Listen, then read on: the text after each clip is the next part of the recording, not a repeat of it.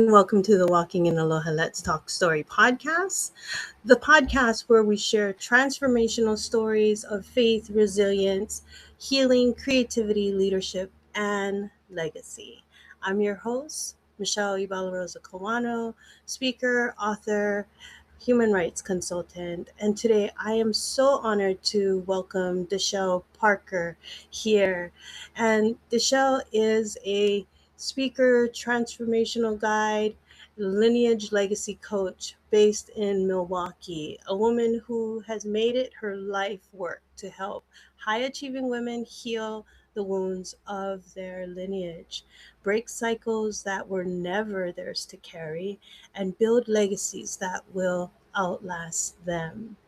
She came to our Walking in Aloha community carrying a media kit and a message, and both stopped me in my tracks. Her work is deep, her story is powerful, and her commitment to truth, her own and her clients, is the kind of thing that changes lives. Today, we're talking about lineage, legacy, and what it means to heal the family line, how to build something that lasts when so much has tried to take you out. Welcome, Deshelle. How are you today? Thank you. Thank you so much for having me. I am doing very well today. I appreciate the opportunity to speak life and to have this conversation with you. It is such an honor. Awesome. Thank you. I know I've been in and out, and it's so nice to be able to get back into the swing of things. So, the one thing that ties all of my guests together is the Aloha Always framework. And I've had guests joining us from all over the world now: Africa, Asia, Norway, Singapore, Saudi Arabia, Greece, and so many more places.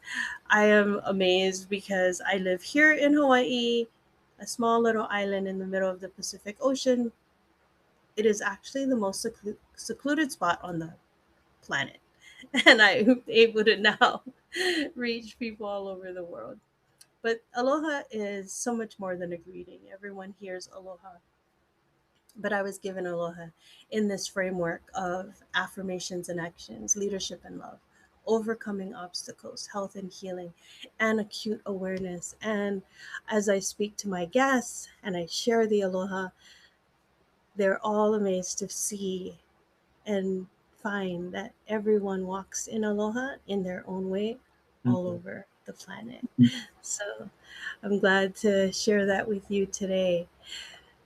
Your work centers on something that most people don't even have words for: healing lineage.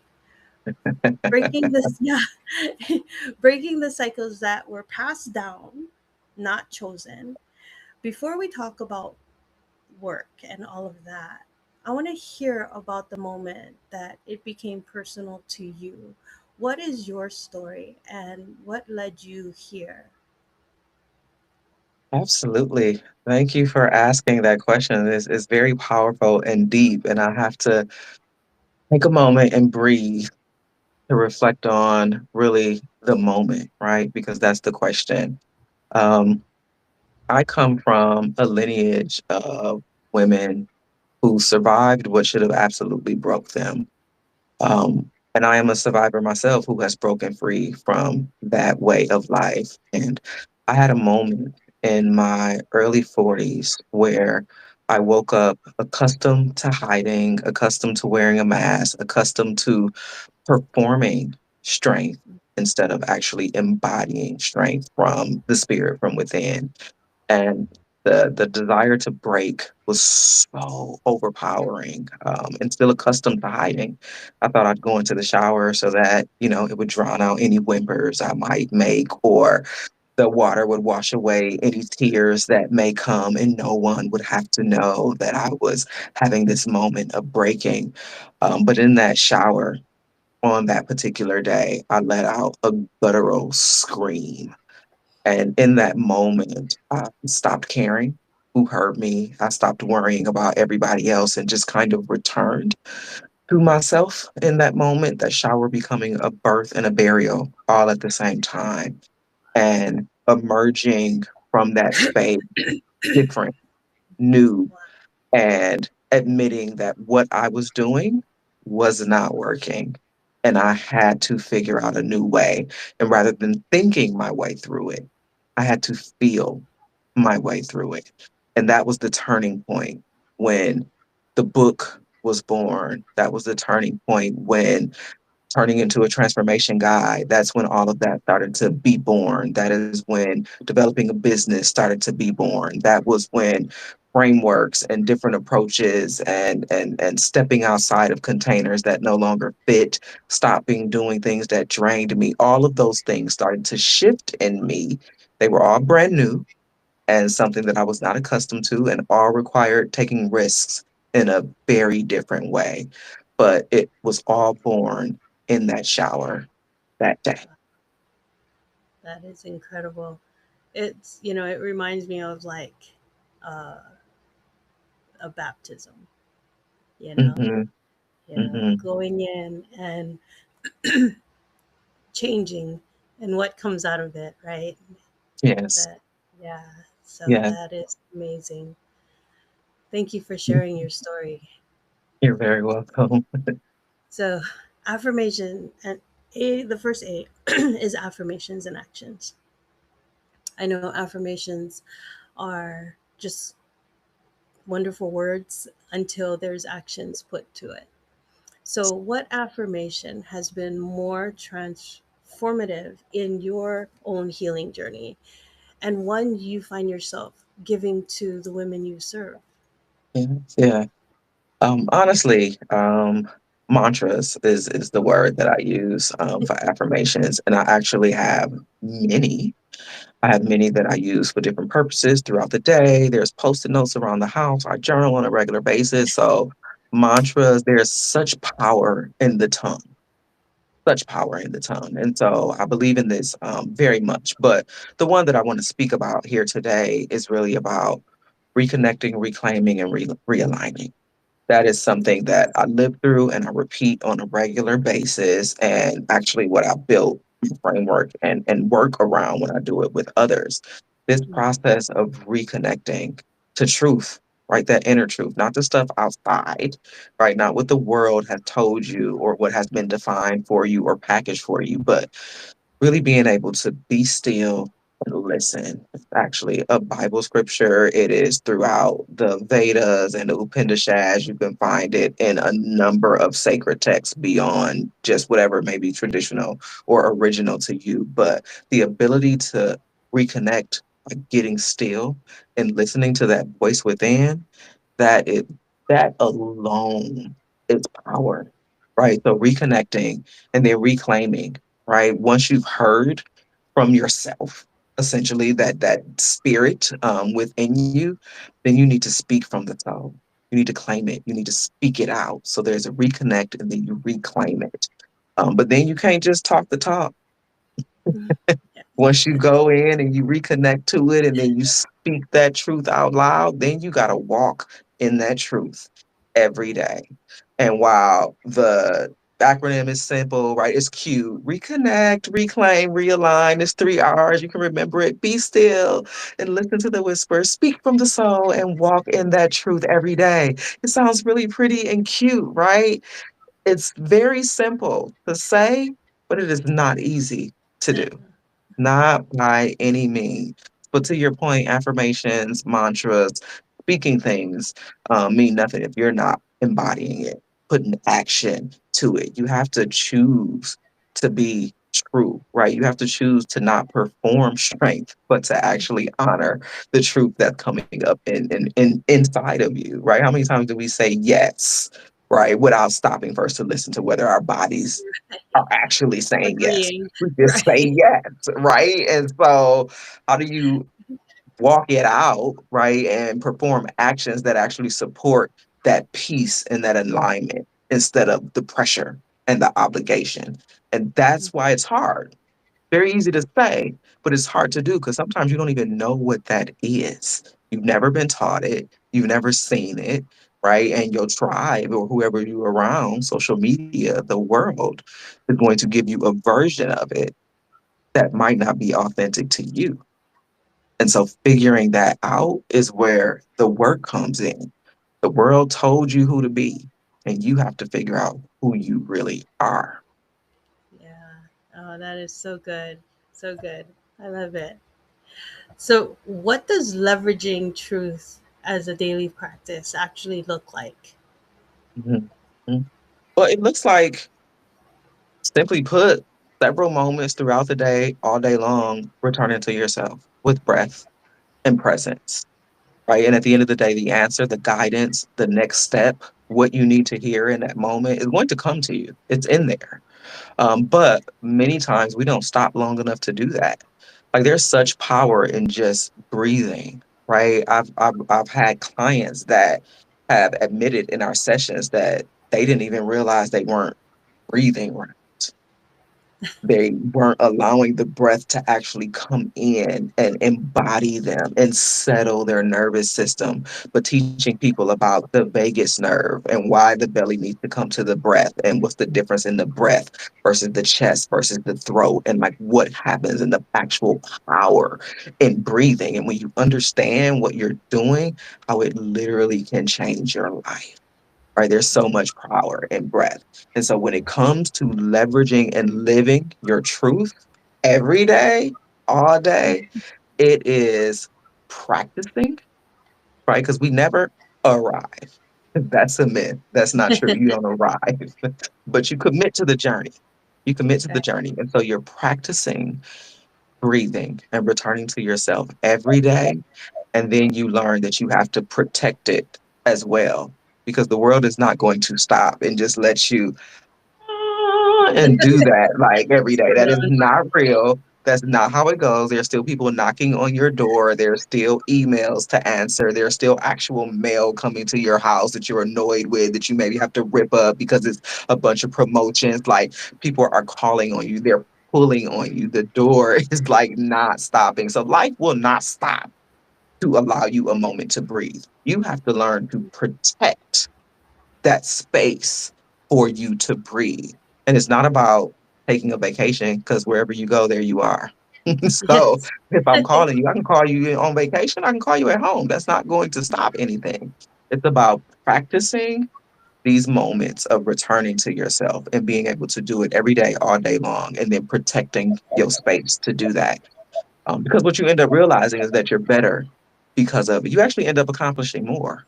You actually end up being more present, right? You're responding to things. You don't have to put out fires that you started because you responded irritated to something and then you started something that you didn't intend to start and now you got to circle back and clean it up. If you Yeah. responded with presence and intention because you returned to yourself before you responded, right? Hmm. Then it wouldn't be a reaction. And so you actually end up doing things better. But it's again, it's so simple to say and so difficult to do because that's just not the script we were handed. And we feel guilty about it. We feel like we've never seen anybody else do that. So if we're doing it, you don't have maps or models or examples to show you how to do that and still show up full and whole. You feel guilty, right? We wear this cape, right? And we say, "Oh my God, you're so strong. I admire you so well. You hold it together." And we don't even realize that we're killing people by saying those words to each other. We actually think we're lifting each other up by saying, "Oh my God, you're so strong. I admire that so much." Because I'm dying inside, but I make it look easy and you're praising me for it. Yeah. And so trying to do something different, you have to unravel all of that stuff. And that's not an easy thing to do. Yeah, exactly. You know, through my journey through domestic violence and everything like that, one of my friends, she actually came and told me that she was so sorry that she wasn't there for me. And I had to tell her, I said, it's not your fault. I was really good at what I was doing, right? So when you do that, it's no one else's fault that they don't really step up to be there for you because you're over there trying to be a superwoman. Yeah. you Yeah. know? And as I learned, as I went through my own journey through Aloha and walked through each of those 5 steps, I had to say, walking in Aloha isn't one and done. It's not something that Mhm. you just do one time. You have to do it and return, like you said, return Yeah. to it all the time. So, Yeah. exactly. Thank you so much for that. So good. And the L in Aloha is leadership and love. You work specifically with high achieving women, women who on the outside look like they have it all together, Mhm. but on the inside, they're carrying what was handed down. Mhm. What does leadership look like for a woman who is healing while she is leading? Mhm. Mhm. Oh, that's so incredibly beautiful. Like, I love that question. And to be honest, what it looks like is a human being, not a bot. It looks like somebody who cries. It looks like somebody who says, "Wow, this is very difficult to do." It looks like somebody who is honest about what it feels like to balance, because I think balance is a myth. It's actually harmony when it comes to that whole work life thing. Because especially if you're in any kind of corporate setting, you're spending 40 hours plus a week at work. That's not balance. You're already spending more time working than you are doing anything else. So there's a matter of harmony. There are times when the children are going to take more, or a partner or spouse or friends or work or family, or like for me in this season, it's my mom who is navigating a very challenging time in our life and in our family. And so she's taking up a lot of my time, but it's in harmony, right? It's an ebb and a flow.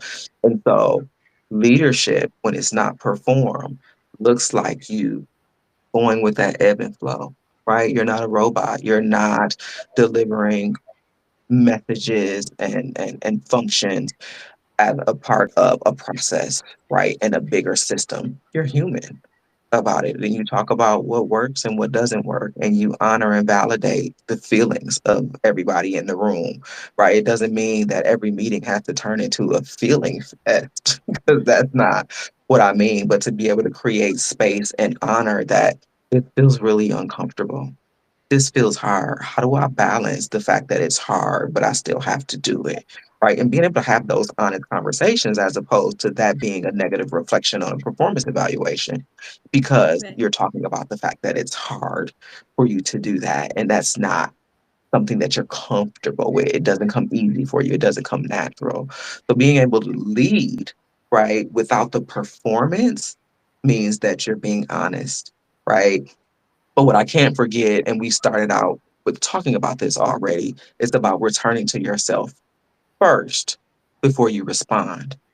So, not saying Yes. yes when the body says no, not walking into the meeting without taking a breath first, not responding to a question without breathing first, not feeling like you have to balance the emotions of everybody in the room and hold it all together and make it look a certain way, right? Not feeling the pressure of having to hold everybody all the time, that obligation, not operating from that space, operating from alignment with your true self, your spirit, and then operating from that space. It's a very different thing. It sounds like it's an easy shift to make, but it's not when your blueprint and the expectation of you has been to make sure everybody is comfortable. And especially as a Black woman in America, I can speak to the fact that showing emotion gets us labeled really, really quickly. We can't be angry. We can't have attitudes. You can't say things a certain way, because you that will show up on your performance evaluation. That will be a reputation that you have. You cannot be honest about your feelings. You have to be a certain way and hold yourself a certain way to make sure everybody else is comfortable with how you're saying what you're saying, what it is that you're saying, the way that you're delivering it. You can't have too much passion and emotion, even though we're just passionate people. But if you let that show in a workplace, that's a label. You're making someone uncomfortable with that passion. And then that's all a part of what you carry. So you have to perform. in the way you show up in order to be accepted, in order to excel, in order for it to be okay. You have to kind of assimilate and follow the line. And that's you're performing. You're performing every day. And that is absolutely exhausting. Yeah. Absolutely exhausting. So being able to choose yourself without guilt and consequence. Yeah, I truly believe that, the performance part, it's just so exhausting to continue Hmm. to do that in every aspect. And especially, like you said, going to work, you're there 40 hours a week, and you're like, now it's time to put on this performance. It gets so Hmm. super tiring. But I like that you said ebb and flow. I live here in Hawaii. I was born and raised here, and that always, every time someone mentions that, it always reminds me about the ocean. And Hmm. before I like I said, I was born and raised here. I'm not sure if everyone does it, but this is what we do. We watch the water before you jump in, because the way that the water is. And so, because you're watching and you're paying attention, you can see the way the water goes, and you're like, okay, I'll Hmm. get in on this side, Hmm. not on this Hmm. side, Yeah. Yeah. So sometimes I think in life, people talk about ebb and flow of things.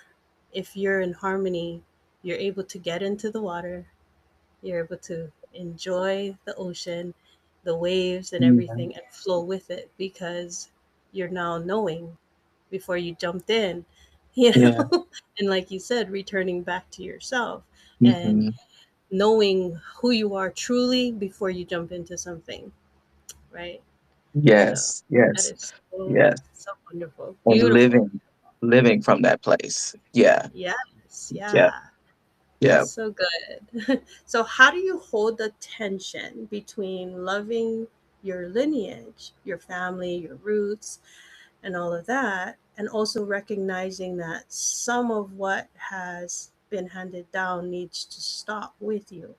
I know Mhm. people talk about, you know, in the Bible, like, or generational curses or things that need to stop, but yet you love your family, but you don't need to carry all that other stuff.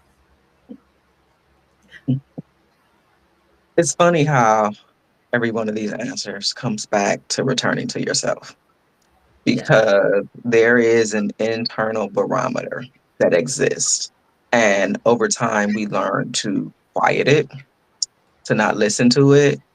And the reality is, the world is much louder than that internal barometer. And so, the loudest, most squeakiest wheel gets the attention.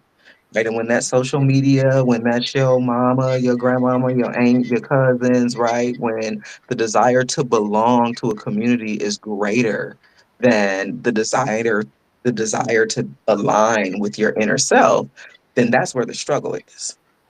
Because there are absolutely patterns and things that those that came before us had to do in order to survive. That doesn't make it right, right? It's things you had to break. I mean, as an African American, slavery is a part of our lineage here in America, right? And so when you think about slavery, the things that people had to do to literally survive. I'm not talking about putting food on the table. I'm talking about staying alive.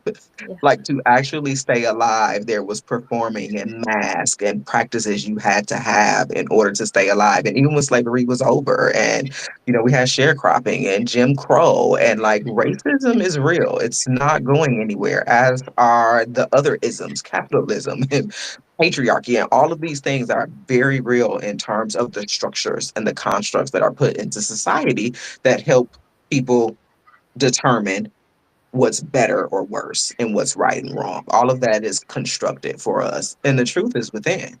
The truth is within. And so when it comes to breaking these patterns and these things that no longer serve, it's you have to be able to look at it from that different perspective. You have to be able to take the outside out, right? And what actually feels right in your heart, what feels true to you, not grandma, uncle, or the platform, but what feels true to you. And then being able to look at what it is that they did, why they may have done it, and honor that, respect it. You don't have to judge it. It's not about being angry or mad, but really understand where that came from and why. And then recognize that you making a choice to do something different is actually you honoring them, Yeah. not disrespecting them, not putting them down, not belittling them. You can make a choice to do something different by honoring what they did, why they did what they did, what the socio and political atmosphere was that contributed to why they made those decisions, and then make a choice to do something different going forward. That is you honoring where you came from while making a choice to do something different as you move forward. And that is the important piece about honor. You have to face it. You have to deal with it. And so many of us want to run from it. We're ashamed of it. We don't want to talk about it. We want to pretend like it's not there, or we get caught in the anger part of it. I think it was Baldwin who said to be Black in America is to be in a perpetual state of anger. Like when you really look at the things that have happened and what's going on and how it's built into the structure of our society, it is very easy to just stay angry and just stay stuck in that place. But grieving and forgiveness is real. And so when you're moving through all of the phases of it, that's what you have to do in order to be able to really honor where those who came before you, what they did, why they did it, but then being able to make a different choice without guilt, without feeling like you abandoned them, without feeling like you're disrespecting your family or your line. You have to go in, you have to do the work, you have to grieve, you have to forgive, you have to work through all these phases. Easier said than done. But that's how you get to the place of being empowered and making decisions about how you want to move forward and how to do that differently. It's a humanity element in it. It's not a judgment, but it's seeing it for what it is. And then you get the honor, the privilege of breaking what broke them. Yeah. I love that. I love that. Because like you said, it's not disrespect, it's actually honor, Mhm. and to go forward making things better, you know? So that is so empowering, and I love that. That is so beautiful. Thank you. Oh, let's pause right there. That's really good. So, what is or what was the biggest obstacle in your own story that you had to face before you could show up for other women in this work? Um, One, uh, I think, I think the things that were hard, because I don't think it was one. I think the things that were hard was embracing the fact that it can be lonely to do that, Mm, because you do have to make some adjustments. And as your vibration starts to rise and shift, you're creating this equilibrium in your world. And so either those other vibrations are going to have to rise, or you're going to lower, or they're going to have to go. But they can't coexist this way. And mm, that can be lonely. That can be unsettling because we want to belong as humans. And so that's a big piece, right? And then the unlearning, right? Unlearning the belief that performance and doing does not mhm. equate to worth. Yeah. And so I'm a human being. It's okay for me to just be present and fulfill my inner self, right? And live that out. And I don't have to do in order to be valuable and worthy. That was a huge one because I come from a long line of fix everybody, hold everybody together, do everything. And that's how you are strong and worthy and valuable. You're the reliable one. And so unlearning that my worth was equated to my doing, that was huge. That was huge. And that's still huge now, especially as my mother goes through this particular phase of life, right? Telling myself it's okay to rest. That is a big Mm, one, right? Rest is not the reward that comes at the end of you doing 27,000 things. Rest is actually what you do before you do five things. And you do those five things better because you rested, right? It's a whole different way of thinking when your worth is measured by what you do. So that yes. pressure, the performance, and the being okay with being alone.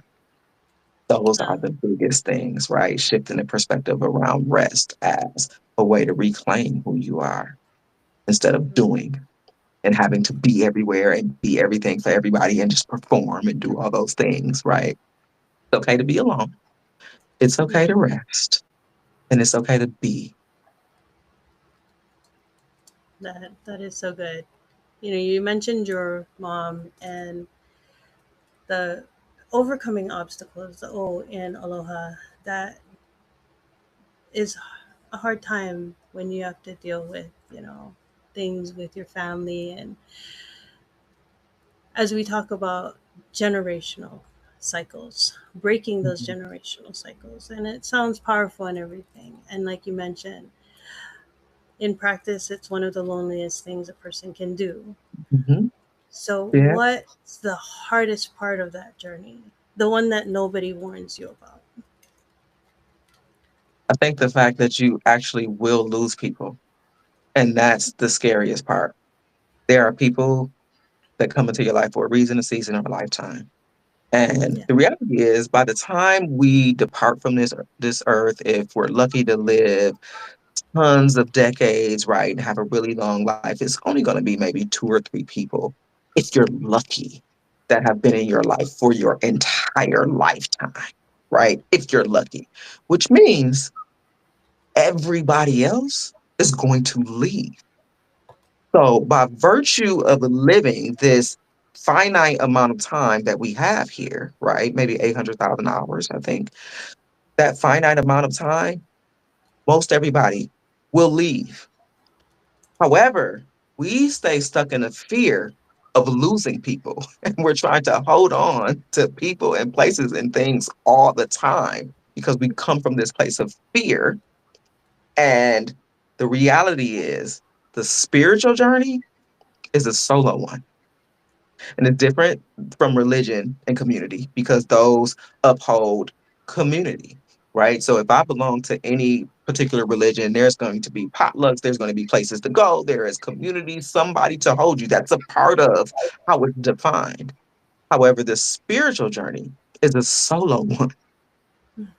And that's the reality. That's the journey that we all have to take, regardless of what communities or religions or areas that you belong to. Your spiritual journey is a solo one. And the hardest thing for people to grasp is that when you honestly start to align with your inner self, you're going to lose people. And that is the scariest thing, whether you're talking about relationships, whether you're talking about your children, your parents, friend circles, whatever it may be, you're going to lose people when you start to get real with yourself. And people don't want to do that. So you stifle your voice, you play small, you don't admit it, you have an identity shift going on inside of you, but you won't say stuff out loud because whenever you murmur a little bit about how you really feeling, the backlash is real and you immediately feel that disconnect from others. And so you won't say anymore. You don't feel, hey, it's not okay to do. And the world is not the place, it's not going to make it okay for you. So you have to actually be brave and be willing to be alone. And that's the part that's difficult for people. People don't want to do that. You want to be, you want to belong.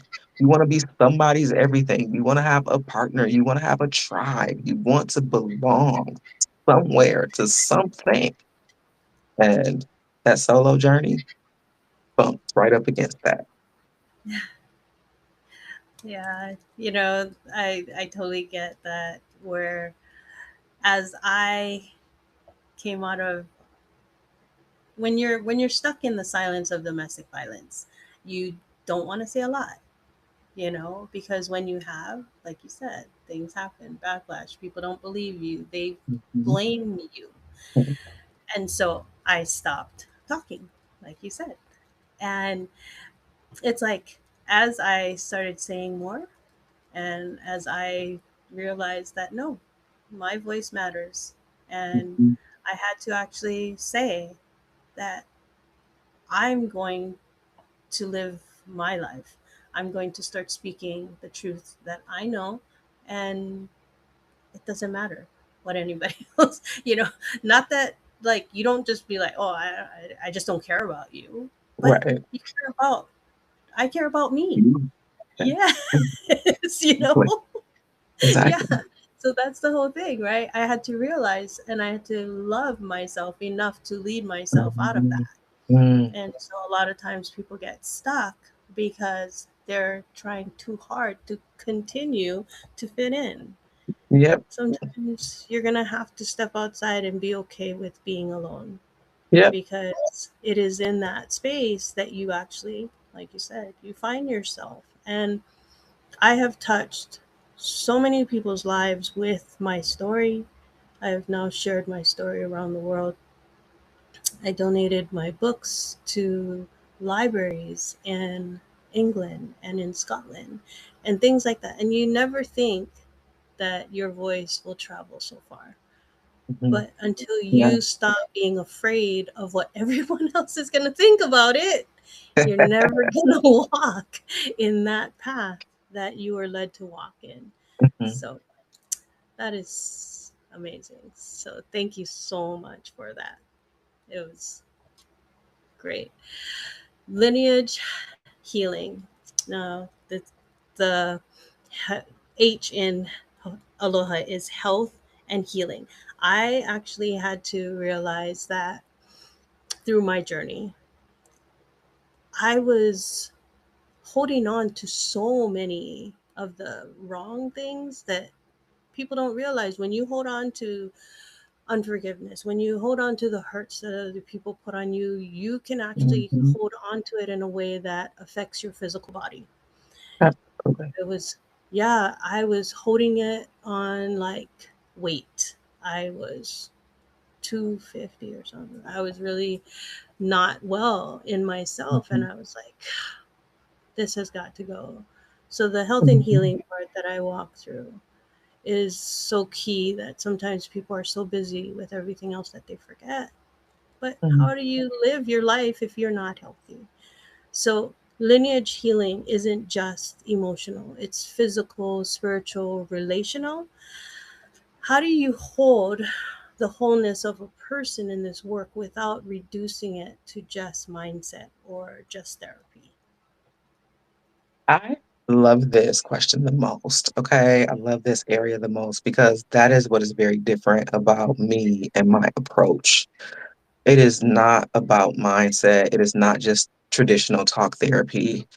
Mhm. Many of the healing, and I say healing with quotes, modalities that have been constructed for us in our world are colonized. They're colonized and they're packaged and they're designed to treat symptoms as opposed to curing the root. And that is actually what led me to this space because as I was on my healing journey, I couldn't find one place that could hold all of me. And it led me continuing.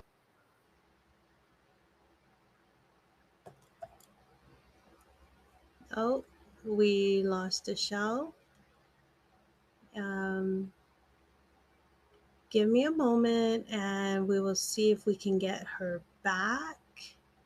I'm not sure what happened. I know that she was on her phone, so perhaps her phone went out. Let me figure that out. Give me a second. Okay, it Oh, there resumed. you are. We're back. There you are. You're back. All right. Okay. Okay. So continue. Absolutely. No worries. Technical difficulties. We take it and we It roll with it. happens. So Exactly. essentially, on my own journey of healing, I couldn't find one place that could hold all of me, right? I would go to work and I could only be this part of myself at work. If I went home, I had to be grounded and down to earth and not be too smart because, like, I didn't want to intimidate anybody. If I went to church, I could go to church, but I couldn't be too intellectual and spiritual because it didn't fit within a paradigm of what they were doing and talking about in church. Like, it was just like I had to compartmentalize in order to everywhere that went. And that became exhausting. And that became a part of my awareness of what wasn't working. I needed something that could hold all of me. And healing is soul, mind, body work, all of it, because a lot of these patterns and this lineage stuff is stored in your DNA. It was handed to you before you had language. You didn't even understand what was going on. It was a part of what was shaping you in the womb before you could do anything. You were being conditioned based on what was happening in the environment of your mother carrying you, and then whatever she was going through that was being infused. And then we got epigenetics, right? Not just genetics, but epigenetics is these habits and these ways and these patterns that are actually in your DNA, in your makeup, that is coming through and being a part of you. And so if you're not actually dealing with how it's showing up in the body, right, then you're not getting to the root of things. So it's not just about mentally what's going on, it's about spiritual, mental, physical, soul work. All of it has to be happening simultaneously. And that is the work that I do. It's different than just traditional talk therapy, although I could be credentialed and do that, right? It's about subconscious techniques. How do I tap into my soul and what my spirit is telling me beneath all of these voices? How do I tap into that and learn to trust that, right? How do I reshape my paradigm about my body and what I'm feeding myself and how I'm living and how I'm moving and what I'm doing with my body? How do I change that paradigm of the exercise has to hurt in order to be real and effective and successful? And how do I love my body into being the shape it's supposed to be, not what is on TV, not a six pack, not a tight high butt, but how is my body supposed to look in alignment with what my soul says I'm supposed to be doing on this journey? How do you intertwine all of that? And so that's where the healing comes in. And there was no one place that could hold all of that and have all of those kind of conversations with me. No matter who I talked to, at some point, something that I was saying was they was gonna just stop talking, just like look at me because like you too deep, or you above my head, or like that ain't my lane, or I don't know what to say to that. That sounds really profound, or yeah, this ain't really the space for that conversation. It's all kind of responses you get when you talk about the layers and the complexity of what's actually going on with you. And so that's why I created the soul approach. That's my framework. That's what I do in terms of how I help, how I support, how I guide you to meet that highest version of yourself and live from that place every day. And that's not traditional talk therapy. That's not any of those things. I use a combination of energy and somatics and breath work. You might be doing a yoga pose at some days, and we're talking about what needs to be released from your body. And we're going to do this pose so we can release it. And another day, you're doing a different pose because now you're trying to embody this and start this. And so this pose is to help you do that.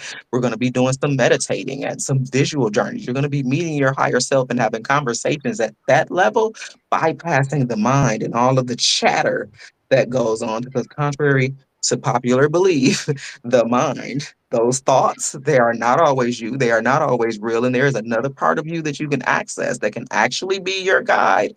But learning how to quiet that noise and get to it is a very difficult thing. And the world will not allow you space to do that. So I create space to do that.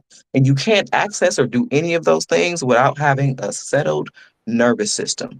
And the things and the notifications and the phone ringing and the TV and the blue light and all of those things interrupt you having a settled nervous system. So unless you're doing some intentional things and practices to actually settle your nervous system before you can get to any of that, then you like a hamster on a treadmill. You hamster on a treadmill. And the therapist got 50 minutes with you. And it's certain things that got to check off on their checklist, right? The exercise program, whatever it is, they have a certain amount of time that they can keep you engaged. And so they have to do X, Y, and Z within that time frame. And so being able to interweave all of those techniques is holistic healing, right? It's taking what our ancestor did and coupling it with what works today and then who you are today, and making a unique individualized approach that fits you, not the package, right, that was created by somebody else for some other reason. And I think that the biggest example is my daughter has diabetes, type 2 diabetes. And with all the doctors and all of the things that we do, they will give her needles, they will give her medication, stuff to swallow by mouth, they will give her a special diabetes doctor, they'll give her all of these things and then give you pamphlets on how to live better and lifestyle and movement and all that. But type 2 diabetes is completely reversible. If you gave her a trainer and a meal prep Yeah. person, just those two, you could actually cure the disease. But that's what you get pamphlets for. And you told to go find that stuff on your own. Right. But what they will give you, they deliver the medications in bulk, the pen needles in bulk. They will give you stuff to treat the symptoms when the cure is so simple. And if you just did that, we could eliminate a lot of money, a lot of rigmarole, a lot of extra medication, all those kinds of things. But our systems are not designed to actually do that. No, they're not. I totally agree with you there because I've seen it too many times where that's what they want. They want you to stay on the medications. They want you Mhm. to do that because that's their money makers, right? Yep. Yep. And we Yep. can go into a whole other thing with that one because That's a whole yeah, different. I We ain't know gotta because go. I was like, I had to actually say, no, I am not going to stay on this medication. Yeah. And they told me, oh, you can't just get off. I was like, oh, heck no. Yeah. I Like yes, I was can. like, Yes, I yeah, I can. can. Yes, I can. Yes, I can. Yeah. Yes. Exactly. Yes, I can. I've definitely had doctors say, "Why do you want to stop it? It's working." Because I don't want to be on a pill for the rest of my life. Like what? Like why do I Right. have to say that to you? Like Right. so. Yeah. It's the Yeah. whole thing. So it was the funniest thing when I heard that you can't just get off and I'm thinking, "No, I can." And I will, and so well that was the last I saw that doctor, but I was like, I'm done. I'm not saying anyone get off your medication, nothing like that. Right, it's a But process for everything. It's a process for there everything, and is. the doctor is a part of the team, right? But that's Yeah. not your source. That's not your source, and that's what we're lifting up here. That it's bigger. Our medical system is one of many systems and structures, right, designed to do part of some things, right? But it's always a bigger picture. It's a bigger story, and none of them are designed to actually heal. Yeah. It's just a mask. Yeah. Yep. So what does healing look like in your own life right now? Not Ah, as a finished product, but as a ongoing practice. Because as ah. we say, it's not one and done. Yes, yes, yes, yes. And that is actually a very simple answer. It is choosing rest as a requirement to live, not a reward. And I want to be distinct in saying rest is different than sleep and it's different than rejuvenation. So I have to sleep 8 hours every night. I also have to do things that rejuvenate me, different practices, rituals, and things like that. That whatever that is for you, for some people that might be church, for some people that may be vacation. Church doesn't work for me, and vacations actually exhaust me. So those are not things that help me to rejuvenate. But I do enjoy dance, and I enjoy yoga, and I enjoy following the lunar cycle. I enjoy journaling by candlelight. I enjoy different energy healing sessions. So there's different things that I do to actually rejuvenate my spirit. And that's an additional amount of time that I need to incorporate into every day and every week. And then there's rest on top Yeah. of that. And so many people think, I'll sleep when I die. Okay, that works for you. But for me, rest is a requirement in addition to sleep, in addition to rejuvenation. So learning that's is non-negotiable.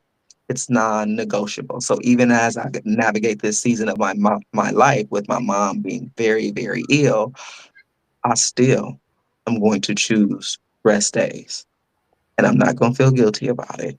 And I'm going to be okay with that. And that's very different than how I would have shown up 5 years ago. I would have burned myself out and been everywhere else, doing everything for everybody else because that's how I defined being a good daughter, right? Now I understand that I am a good daughter because I'm a good daughter, not because of what I do. And I choose rest as a part of my everyday life. So rest is a huge piece in that. But then also practicing present and listening to my body over my mind. And so there's lots of things. There may have been things that I committed to because it felt right in the moment and my mind said this is something you're supposed to do. And when it comes to it, if it does not feel right in my body, if it's not a full body yes, I'm not gonna be able to do it. I'm sorry. I Yeah. gave you notice. Like it is what it is. And there was a time when I would have never done that because my word, right? That construct and that mental approach to how you're supposed to commit to things and what it's supposed to mean and who you're supposed to be, I would have let that lead. Now my body leads. I let my soul lead. I listen to myself and I'm present with myself on an ongoing basis. And I just let that alignment ebb and flow. I notice when I'm out, something's off. It doesn't feel right. I take to the pen in the journal. Something's off. I can't figure out why. Sometimes I'm writing scribbles. Sometimes I'm drawing. Sometimes I'm writing words. Other times paragraphs start to pour out, and I'm like, man, as I write this, I'm figuring out what it is. I didn't even know that's what it was. But all of a sudden, my pen is doing stuff, and I'm like, yeah, that's true. What happened? Oh my God, I didn't even know. But at the end of the day, it's okay to ebb and flow. You're supposed to, right? But when you're off, if you're attuned to your body, you notice you're off and you start to figure out why. You start to dig in. I ain't asking nobody else because they don't know. But I'm asking myself. So staying present, staying tuned, and being okay with the ebb and flow of alignment and prioritizing that and rest, that's what healing looks like. And that means some days I'm happy, some days I'm crying, some days I'm like, I just don't feel like this. Other days I'm at Burger King getting an Impossible Whopper. Other days I'm home cooking and making salads and doing like, but I'm just ebbing and flowing with it all. Yeah. And that is so good because being so in tune with yourself, you know what you need, you know. And that's one thing that I actually, as a Christian, I had to remember that even God rested, right? Mhm, And I was like, mhm, I I found that this past March that I have a brain aneurysm, and I was thinking like, I have all of this, I have work, I have all this stuff, and now I have this. And then I was like, huh, well, wait, you know? And then you realize like, are you going to be scattered and worried? And, you know, I was like, no. So I just stepped out. I was like, I'm going to go from full time to part time, and I'm going to take care of me, and I'm going to live the way that I know my body needs me to be, and rest when yeah, I need to rest, you know? yeah, And that's one thing that I needed to realize, like, no, when I feel tired, I am going to go lay down. I'm not going to push myself through yeah, it, you know? that, yes, that part. Pushing through instead of listening to your Right. body. How many of us live that way? Yeah, Yeah. exactly. So knowing that I can't see the aneurysm, right? I Mhm, can't, it's not like something I can watch, and mhm, I can't see it. And I'm like, no, but I can take care of me. And I know that it's different now. I feel more tired than I usually do. mhm, And I'm like, it's okay. It's all okay, mhm. you know? Yeah. So that is so good. People need to be more aware of themselves. And so the Mhm, last A in Aloha is acute awareness. And you talk about building legacy. What's the difference in your view between a legacy you build and when you leave? And why does that distinction matter? mhm, mhm. Absolutely. Thank you for asking. I think the one you build is about intention. The legacy you build is about intention. It's about who you become, right? Through that awareness and that truth and what you're driving toward, right? So you're building it, you're doing actively putting bricks into place and you're doing things intentionally to create this house, this picture, this model, whatever it is. It's your intention, right? But intention and impact are two different things. And so the legacy you leave is actually about the impact. It's about what you have made possible for others, what thoughts you have provoked in others, what healing you have evoked in others that come after you. And so, whatever you build, whatever your intention was, that may or may not match the impact. And that's the part we don't always think about. And I think it's the same kind of concept when you think about the power of the tongue and the words you say. When I say a certain thing to you, I may mean and my intentions are this, but the way it impacts someone else could be completely different from that.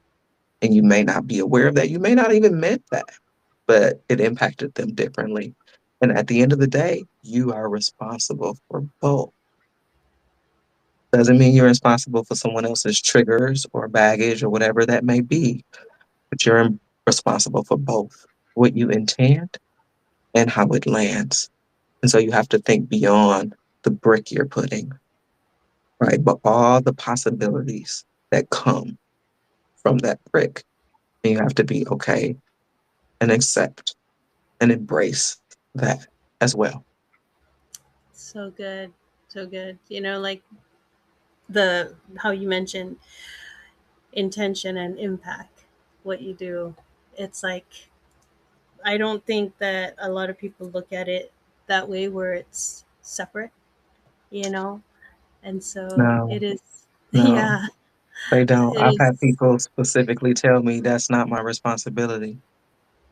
The impact is not my responsibility. They're only concerned with their intention and are not even open to the fact Right. that your intention may not land. And what does that do? You may be doing damage. Yeah. Yeah, exactly. Yeah. So that is so good, so important to even put it out there, and I'm Mhm. so glad that you did because I noticed that people don't always see it that way. And like you It said, how someone said it's not their responsibility. It's like, no, you are. You are responsible for both. actually, exactly. But that's your journey. That's your journey, and it's not for me to fix you. That's your journey that you're on. But that's Right. why the world is the way it is. Yeah. So crazy. Anyway, so what does a woman need to believe about herself before she is ready to do this kind of work? And what do you say to the women who aren't really there yet? Mm, two things. One, you're worth it. Two, the shift won't start with a plan. You can't think your way out of it. It starts with a pause. Hmm. So good. So powerful. Deshaun, thank you so much for all of this. If someone comes across your work years from now, Mhm. your coaching, your guidance, your speaking, your message, your books, what is the one thing you'd want them to walk away with knowing about what you stood for? Mm, yes. So I want them to remember Michelle because she stood for healing, healing yourself and your line means those that came before you and those that come after. Returning to yourself, not the version built by survival, not the version the world told you to be, not the version that's been demanded of you, but returning to the version of you that was born from your soul is where your power lies. So while the world is telling you to do more and be more and achieve more and have more and hold more, I'm telling you to do the exact opposite. Mm. Stop reaching for who you think you should be and return to who you already are. That's how you heal. That's where the liberation comes So good. So good. I went on a retreat and I came back and it was just the weirdest thing because I couldn't really remember my dreams. And after this retreat, I think I was more open to myself. And so I was able to remember the dream. And what it was a rose has always been a rose.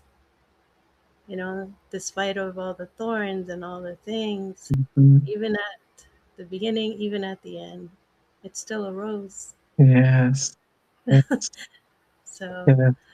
that is so good. Returning to the true self of who you were born to be. Yep. Because the world can change you so much. And like It you will. said, not from the one built out of survival. And as a survivor of domestic violence, I thought at one point in my life that that's where I was going to be.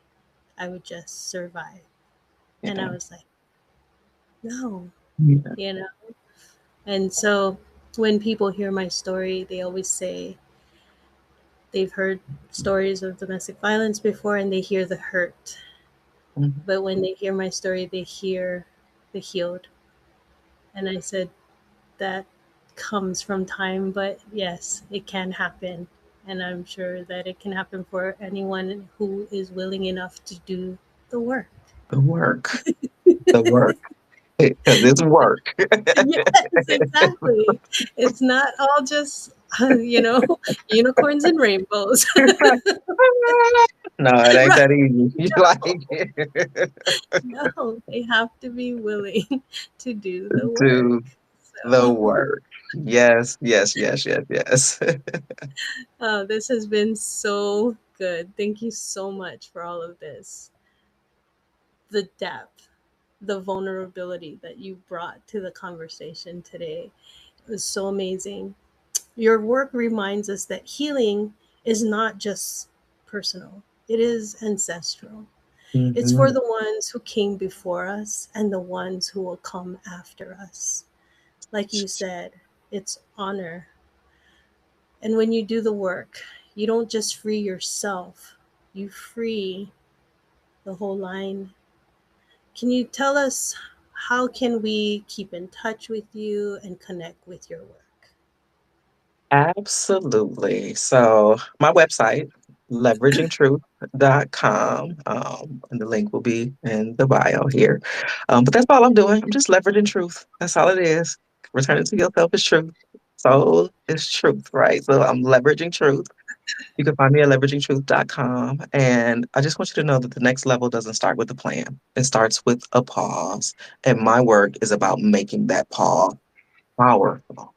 The women who worked with me say things like, I slept for 8 hours last night for the first time in I don't know how long. Or I'm in love with myself and I've never been in love with myself before. Met a version of myself that I didn't know existed, right? And that's pretty amazing, especially to be in this chapter or this phase of life and to never truly loved yourself or to been able to see yourself in this different way and then move toward that. Let that part of you leave. So being able to see rest as a reward and no longer seeing rest as a reward, but a requirement to the pathway to get your life back, your mind back, your body back.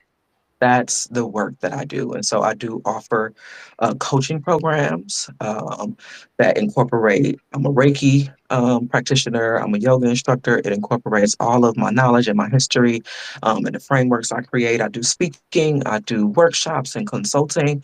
And if you work with me, I create custom yoga flows for you. You get Reiki, Oracle witnessing sessions with the cards. And then I'm also a published author. So this is my book, Why She Like That.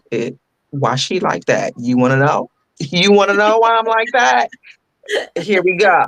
This is the answers are within at the end of the day. But whether you want to access speaking and consulting workshops, the book, my coaching packages, Reiki sessions, Oracle sessions, whatever it is that you're looking for, you can find it on the website, leveragingtruth.com. You can start with either a free guide, you can purchase the book, or you can book a call and do some deeper work with me. But at the end of the day, if nothing changes after today, what part of your life is going to keep paying the price? Mm, so good. What part of your life is going to keep paying the price? You know, Yeah. So thank you so much for all of this. It was my pleasure to have you on. It was just so great to hear your story. And to everyone who's listening today, maybe you've been carrying something that was never yours to carry. Maybe the Yes. cycle that hurt you was never supposed to reach you, and it certainly doesn't have to reach the next generation. So let the shell's story remind you that you can be the one who breaks it, who changes it, and who makes it better for the next generation to come. That is the one thing that is the most powerful of things that people can do. So, thank you again. And I want to remind you to keep walking in aloha. And until next time,